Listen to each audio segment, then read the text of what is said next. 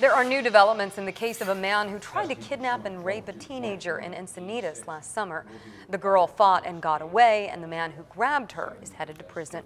10 News reporter Allison Ash is joining us live from the Vista courthouse. And Allison, the victim was there as her attacker learned his fate.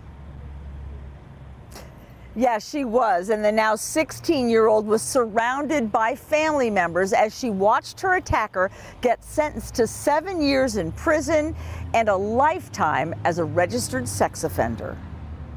Jeremiah Owens wore his hair long and braided as he learned his fate in last summer's attempted kidnapping of a 15-year-old Leucadia girl. She hopes that Mr. Owens in the future understands that he cannot commit a crime like this against any woman.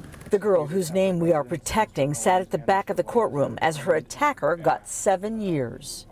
Her dad calling it a relief to have this ordeal over. It's been haunting us in so many different little ways, so being able to kind of sweep it on the rug and get moving on is kind of a good feeling.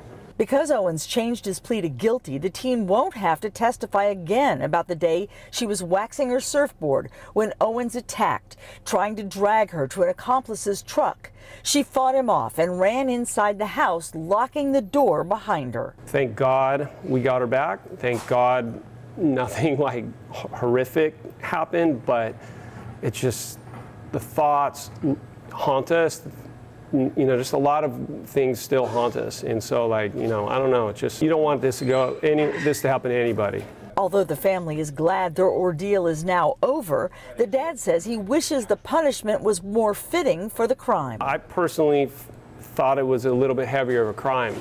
If this was in Texas, how much longer would they have been in jail? We're in California, and maybe it's a little more lenient. Owens could get out of prison in 5 years with credit for time served. He's been ordered to stay away from his victim for 10 years.